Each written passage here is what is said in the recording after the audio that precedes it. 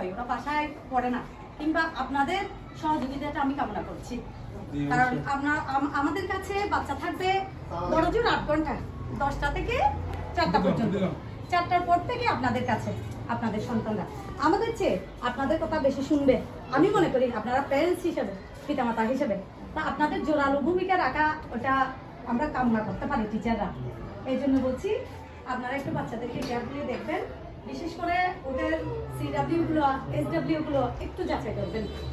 আমরা যেগুলো ওদেরকে দিচ্ছি, পড়া দিচ্ছি, এগুলো যদি আপনারা একটু জাস্টিফাই করেন তাহলে মনে হয় বাচ্চারা এগুলো করতে পারবে। যেমন SW-টা খুব একটা করে না, বাংলাতে আছে, ইংরেজিতে আছে, অন্যান্য সাবজেক্টে আছে, এগুলো করতে চায় না, করে না।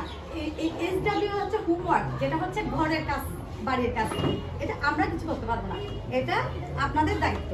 হ্যাঁ, আমাদের দায়িত্ব হচ্ছে CW করা, আমরা ক্লাস ওয়ার্ক যেটা হবে সেটা করতে পারবো। তো ক্লাস ওয়ার্কটা আমরা করে দিই, চেষ্টা করি। আর SW-টা বিশেষ করে আপনারা একটু কাইন্ডলি ওদেরকে দেখবেন যাতে ওরা করে নিয়ে আসে প্রত্যেকটা সাবজেক্টে। তো ওটা তাছাড়া যারা 33 পেয়েছে তাদের কিন্তু আরেকটু উন্নত হতে হবে মার্কসের ক্ষেত্রে। আমরা চেয়েছি মোটামুটি পাস করাতে, আমরা চাই না স্টুডেন্ট খারাপ হোক কিংবা একজন প্যারেন্টসের মন ভাঙুক, মা বাবার মন ভাঙুক, ওই জিনিসটা আমরা চাই না। তা আপনাদের সহযোগিতা কামনা করছি, বাচ্চারা যাতে ঠিকঠাক মতো উপস্থিত থাকে। আর ড্রেসের ব্যাপারে বিশেষ করে আমি আমার তরফ থেকে বলছি, পোশাকটা ওরা যাতে মাদ্রাসার ইউনিফর্মটা পরে আসে, কারণ একটা ইউনিফর্মে একটা মাদ্রাসার পরিচয় বহন করে।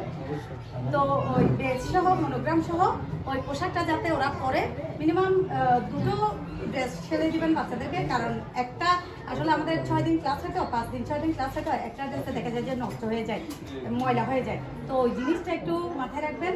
আর নিট অ্যান্ড ক্লিন যাতে আসে বাচ্চা, পোশাক আশাকের ব্যাপারে একটু